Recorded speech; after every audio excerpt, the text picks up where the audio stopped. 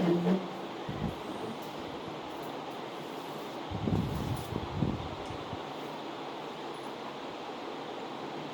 we have already started the lesson chemical reactions and equations, science 1, and we have seen that physical change and chemical change. So you know that whenever the composition of matter remains the same, only the physical state changes. It is known as physical change and it is reversible change. While chemical change is a change in which composition of matter changes, and it is irreversible change, it is a permanent change that we have seen already. We have seen some examples also. Now whenever a chemical change occurs, definitely a chemical reaction takes place. And how we are going to define a chemical reaction? A chemical reaction is a process in which some substances undergo bond breaking and they are transformed into new substances by formation of new substances. So how you are going to define a chemical reaction, which is given in the bottom paragraph, page number 31. So chemical reaction is a process in which some substances they undergo bond breaking. The original bonds present in that breaks and they get transformed into new substances with new bond formation. Followed? So that is a chemical reaction. Then the substances which are taking part in the reaction, they are reactants. The newly formed substances are known as the products. Now if we consider any chemical reaction, we can represent that chemical reaction with the help of chemical equation. Up to that we have already seen. So they have given chemical equation as a paragraph, in which again they have given the same example, that is whenever we have addition of zinc dust to the aqueous copper sulfate solution. The original color of copper sulfate solution is blue. When zinc dust is added to it, then the chemical reaction occurs. Zinc being more reactive than copper, it displaces copper from copper sulfate solution and a colorless solution of ZnSO4 is formed and copper get deposited, which is reddish brown in color. So this is the chemical reaction that we have already seen. Now if you are asked to write this in the form of equation, we can write this as a word equation. They have given aqueous solution of copper sulfate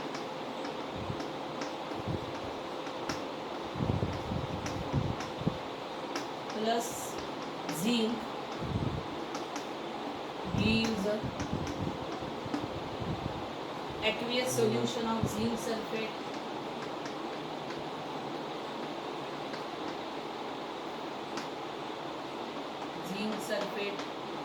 plus copper. So this is known as word equation. We have written all the reactants and products in their form of names, but it is a time consuming job.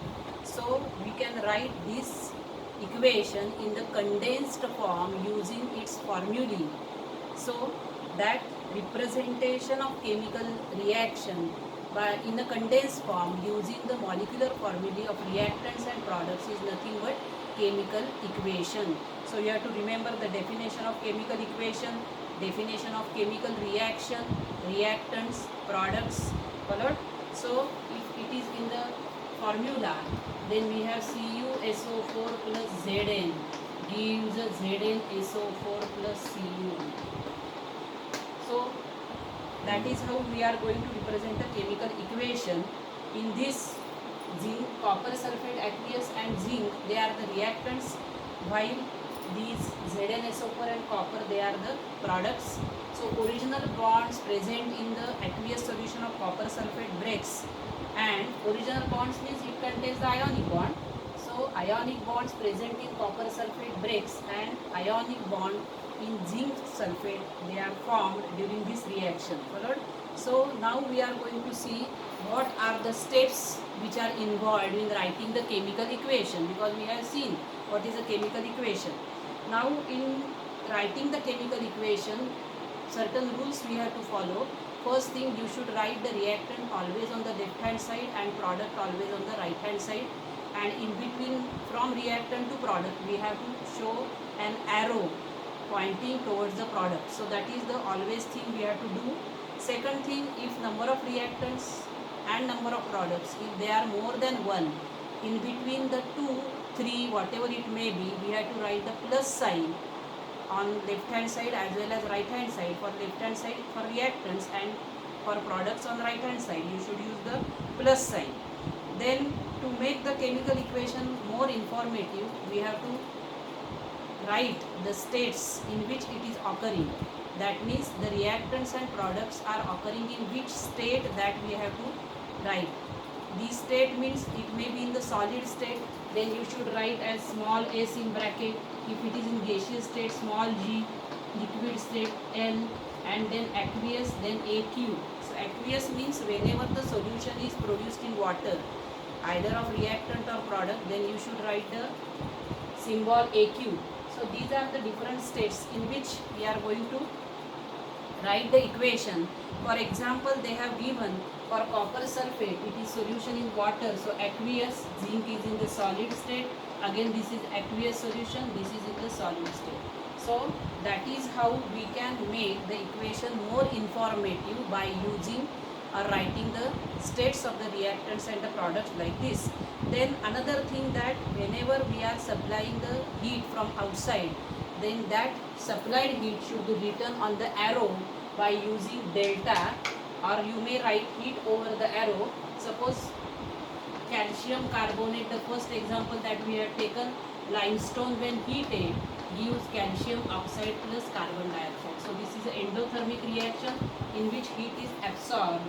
Followed. So here calcium carbonate when heated, so whenever you are going to supply the heat, then it should be written like this. And if the heat is given out, suppose that above same example CuSO4 plus Zn, in this the heat is given out, so that should be written on the right hand side. Followed. So copper plus heat, solid, aqueous, that I have not written over here. So this is the fourth point we have to remember. Whenever heat is supplied, that heat supplied should be shown by a small triangle delta over the arrow. This is the example. This is endothermic reaction in which heat is absorbed, and this is exothermic reaction in which heat is given out. So here the temperature of reaction will increase, rise in temperature, there will be decrease in temperature in the above reaction. Followed. Then fifth point you have to remember, that particular certain reactions are carried out under specific condition of temperature, pressure, catalyst. So that you have to also mention over the arrow. For example, they have given the hydrogenation reaction of vegetable oil. So when vegetable oil undergoes the hydrogenation reaction, that is vegetable oil liquid plus hydrogen gas, for that the temperature required is 60 degrees centigrade, and the catalyst used is a nickel catalyst. So from that we get the vanaspati ghee. So in this, all these conditions they should be written over the arrow. Then the next point that you have to remember, that is the special information of the names of the reactants and products, they should be written below. That is whether you are using the acid, dilute or concentrated, or you are using whatever the products you are getting from that, you are going to see here. So for example, they have given copper whenever reacts with concentrated nitric acid, it gives copper nitrate, CuNO3 group twice, and the gas given out is nitrogen dioxide, which is a reddish brown poisonous gas given out.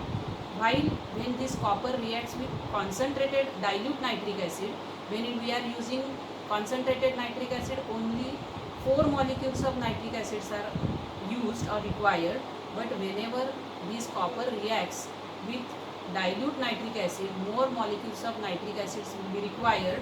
So we get the another products. We get copper nitrate 3 molecules, then we get the another gas, that is nitric oxide gas is obtained, and water molecules are formed. So special information or the names of the reactants and product, they should be written below their formulae. So here what special thing we have written? Concentrated, dilute, then only it is clear. So these are the points that you have to remember whenever you are writing any chemical equation. These are the 6 points you have to remember, and you have to remember one example for each. Then here they have given one experiment in which first they have taken sodium chloride solution in a conical flask and silver nitrate in a test tube, and then they have tied a thread to the test tube and inserted it in a conical flask, and you have to make the conical flask airtight by fitting a rubber cork, and you are going to weigh it. Here they have shown the weight 300.23 grams. So this is the first figure in which sodium chloride is in the flask and silver nitrate solution is in the test tube. Now what afterwards you have to do? We have to, within the flask, we have to tilt the conical flask, and what will happen? Definitely the mixture, that is silver nitrate from test tube, will get poured in the sodium chloride present in the flask. So chemical reaction will happen and the new substance will be formed. After doing that, you are going to again weigh the same thing. Then the weight obtained is same 300.23 gram. Followed? So that is the experiment we are going to do. They have given all steps of the procedure. You can read it from the book. So what question they have asked for that? Which changes did you find? Did any insoluble substance formed, and was there any change in the weight? So there is no change in the weight, that is clear from this balance. They have shown 300.23 gram, 300.23 gram. So no change in the weight. Here insoluble substance is formed, which is silver chloride. So here the reaction is AgNO3, that is silver nitrate, plus NaCl give the silver nitrate, which is aqueous, plus here they have taken NaCl, which is aqueous, that is solution formed in water, that is aqueous, gives AgCl, which is a white insoluble precipitate, plus NaNO3 sodium nitrate. What? So that is also aqueous. So here insoluble substance is formed, which is known as silver chloride, which is a white precipitate we can obtain, and here definitely change you will find. So what is the important thing you have to remember in this? On weighing the materials before the chemical reaction and after the chemical reaction, the scientist Lavoisier, he has formulated and concluded that the matter is neither gained or nor it is lost during a chemical reaction, that is known as law of conservation of matter. So from this experiment they have to state this law, which was proposed by Lavoisier, that after the chemical reaction and before the chemical reaction, the weight of reactant and product remains the same. So that is known as law of conservation of matter. Then page number 33 bottom, do you know silver nitrate is used in voters' ink? So we are knowing that. What are the other uses of silver nitrate in everyday life? So first thing, silver nitrate is a precursor or a raw material for many other silver compounds, and it is less expensive sort of silver. It is used as an antiseptic, it is used as an astringent, it is used as a caustic, and another important use of it, it is used in photography industry, in photographic film it is used. So these are the different uses of silver nitrate. Then we are going to see balancing a chemical equation. So first we are going to define what is balanced chemical equation. So whenever the number of atoms of elements in the reactant, number of atoms of elements in the reactants are equal or same as the number of atoms of elements of products, then the equation is said to be balanced one. That is, number of atoms of elements of reactant is equal to number of atoms of elements of product. When these numbers are equal, then we say that it is a balanced equation. When this number is not equal, then we say that it is unbalanced chemical equation, and we always going to write the balanced equation, not the unbalanced. So after that they have given you the steps in balancing a chemical reaction. So here reactant on left side they have given one table, details in equation 9 3.5. Number of atoms of silver, here how many are? Only one atom is there. Product side also one atom is there. Then nitrogen, number of atoms on this side is 1, here also 1. Then oxygen atoms are 3 on the left hand side, reactant side. On the right hand side they are 3. Sodium, 1 atom is there on the reactant side, again 1 atom is there on the product side. And chloride, 1 atom of chloride or chlorine is there and 1 atom of chlorine on the product side. So that means here the number of reactants, number of atoms of elements of reactant is equal to number of atoms of reactant elements of products. So here this is the balanced chemical equation, not necessary to make any balancing. Alright? So that is how you have to decide whether the given equation is balanced or not. So lastly, always remember what they have given. In any reaction, the total mass of each of the element in the reactant is same as the total mass of each of the respective element in the product. So that is according to the law of conservation of mass that I have already told you. Now what are the steps in balancing the chemical reaction? So actually whenever you are asked in exam balance the chemical reaction, the steps are not necessary to write. You can directly write the balanced chemical equation.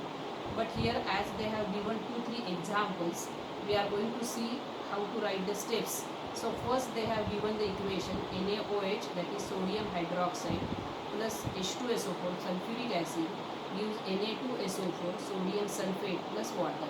So whenever any chemical reaction you write, equation you write the names of reactants and product below each.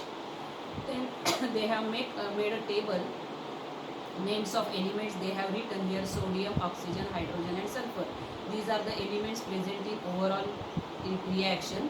Then number of atoms of sodium on left hand side 1, while on right hand side the number of atoms of sodium are 2.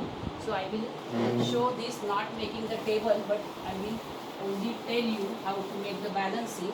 Already we have done. So NaOH plus H2SO4 gives Na2SO4 plus water H2O. So this is the equation. So first you are going to write how many how many elements are present here. Sodium is there, oxygen is there, hydrogen is there and sulfur is there. So that's why they have written the names of elements. Now number of elements of sodium on left hand side is 1, while on the right hand side it is 2. Number of atoms of element oxygen, here it is 1, here they are 5 on the right hand. So here O plus 4, that is they are 5 on the reactant side, they are 5 on the product side. Yes, that means they are already balanced. Then hydrogen atoms are only 1 plus 2, that is 3 on the reactant side, and here they are 2 on the product side, while sulfur 1, and here sulfur atom is 1. Followed? So that's why they have given those numbers. Now here which numbers are not matching? Here sodium numbers are not matching and hydrogen numbers are not matching. So we are going to balance them. So how to balance them? Here for making this sodium atom 2, you are not allowed to write Na2OH, because what will happen? This will change, this will give you the wrong formula, because sodium has valency 1, hydroxyl has valency 1, so it must have the formula NaOH, and you have to write the correct formula. That is also one of the important steps in chemical equation. So here in balancing the equation, only the operation of multiplication is allowed. So here we are going to write 2 here as a coefficient. Now sodium has become 2, sodium has become 2 on reactant and product side. Followed? Now what happens? What about the oxygen atoms now? Hydrogen atoms are 2 plus 2 now become 4. Due to multiplication, 2 NaOH as we have made, hydrogen atoms are now 4. So for making hydrogen atom 4, we are going to multiply this by 2. Followed? So now we are going to check the remaining atoms. Sodium 2, hydrogen 2 plus 2, 4, then oxygen 2 plus 4, 6, here 4 plus 2, 6. Followed? So sulfur is 1, no change in sulfur atom. So that is how you are going to balance the equation. So that is the first balanced equation they have given. Then we will come on page number 35. Use your brain power. Question number 1. Identify the reactants and products in equation 6. So here they have given equation 6 as the N2 plus H2 gives NH3. So this is the equation 6 that they have given. N2 gas plus H2 gives the NH3, that is ammonia. Followed? So this is reversible reaction. So in this nitrogen atom are 2, here it is 1. So what we are going to do here? 2 multiply, but here hydrogen becomes 6. So making 6, we are going to multiply this by 3. So that is how we are going to balance the chemical equation. So N2 plus 3H2 gives 2NH3. So that is very easy. Write down the balanced chemical equation for the following reaction. So calcium chloride plus sulfuric acid. So this is the equation which is giving the word equation. So we are going to write the formula. So calcium chloride, calcium has valency 2, chlorine valency -1, radical has valency -1. So valency of calcium will be applied to chlorine. So CaCl2 plus what they have added, sulfuric acid, that is H2SO4. So minimum this acid formula you should know. Hydrochloric acid HCl, nitric acid HNO3. So we get calcium sulfate. So formula for calcium sulfate is CaSO4, calcium valency 2, sulfate valency 2 minus. So both 2 will get cancelled, plus hydrogen chloride, that is HCl. Followed? So now for balancing this, we will now going to count which are the elements present first. Calcium, chlorine, hydrogen, sulfur and oxygen. These are the elements present. How many atoms of element calcium are there? 1 and 1. So these are already balanced. For chlorine, these chlorine atoms are 2. So for making their 2, we are going to multiply by 2. Now hydrogen atoms are 2 already. They become 2. Sulfur is 1, oxygen is 4, oxygen is 4. So only that much you have to do for balancing this equation. CaCl2 plus H2SO4 gives CaSO4 plus 2HCl. Write down the physical states of reactants and products in the following reaction. So for SO2 you write gas, that is sulfur dioxide. For H2S you write gas. Then for sulfur gives sulfur product solid and 2H2O water liquid. Then 2Ag solid, 2HCl aqueous, 2AgCl solid and H2 gas. So that is how you write with pencil in your book itself the states that I have told you. So that is how we get the balanced chemical equation. After that we are going to classify the chemical reactions on the basis of their nature and number of reactants and the products formed. On that basis we can classify the chemical reaction into 4 types. The first type is combination, second is decomposition, third is displacement and fourth is double displacement reaction. So first, in combination reaction, you have to remember its definition. Combination reaction is a reaction in which when 2 or more reactants combine to form a single product. Whenever a combination reaction is there, the number of reactants is 2 or more, but product formed is always single, that is 1. That you have to remember. So whenever you are studying this part, what things you should know is, you should know the definition perfectly and you should know the examples. That is important. Examples with balanced chemical equation. So they have given the examples in this. The first thing, that if we have ammonia gas and hydrochloric acid, and if we dip a glass rod in hydrochloric acid and if we hold that over the ammonia gas bottle, then we have white dense film formation of ammonium chloride. So NH3 gas plus HCl gas. So here the reaction, examples of combination reaction I am going to write. Combination reaction, you should remember the definition importantly. First you have to remember the definition, then second you have to remember the examples. So example number 1, they have given ammonia plus HCl gives NH4Cl. So already this is balanced chemical equation. If we count the number of atoms of element nitrogen 1, hydrogen 3 plus 1, here it is 4, chlorine 1, chlorine 1. So this is the first example of formation of, and all these are in the gaseous state and ammonium chloride is in the solid state. Followed. Second example, that if we have the burning of magnesium ribbon, then there is a formation of white ash of magnesium oxide. So that is, they have given that hold the magnesium strip in a pair of tongs and ignite. On burning in air, we get a white powder of magnesium oxide. The reaction is written like this. So this is also the combination reaction. It is a single product, there is a form. Then third one that they have taken, that is they have taken the pieces of quicklime, CaO, calcium oxide, that is quicklime, and they have added water to that. Then there is a formation of slaked lime, CaOH group twice. Now this reaction, magnesium atom is 1, oxygen are 2. So for making oxygen atom 2, I have multiplied here by 2. So magnesium has become 2. So I have to make here 2 Mg. Followed? So now this will be the balanced equation. Always you have to write the balanced equation, remember. Then calcium 1 atom, calcium 1 atom, oxygen 2 atoms, oxygen 2 atoms, hydrogen 2 atoms, hydrogen 2 atoms. So now these all three are the balanced chemical equations.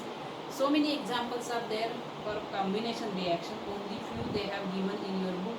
You remember at least those one. So here large amount of heat is liberated. So it is exothermic reaction. Temperature will rise in this reaction.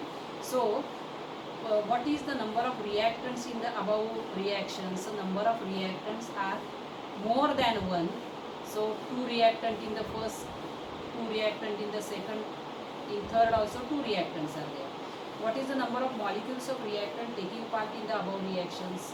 So in the first 2 molecules, 1 molecule of ammonia, 1 molecule of hydrogen chloride. Here 2 molecules of magnesium, 1 molecule of oxygen, 1 molecule of calcium oxide, 1 molecule of water. How many products are formed in the above reaction? Single product is formed in the first ammonium chloride, in second magnesium oxide, and in the third calcium hydroxide or the slaked lime. Not the calcium hydroxide or slaked lime. So how we are going to define the combination reaction? When 2 or more reactants combine to form a single product, it is known as a combination reaction. Then second type of reaction is the decomposition reaction, in which there are 2-3 types. That means for decomposition reaction, you may supply the energy in the form of heat. Then it is known as thermal decomposition.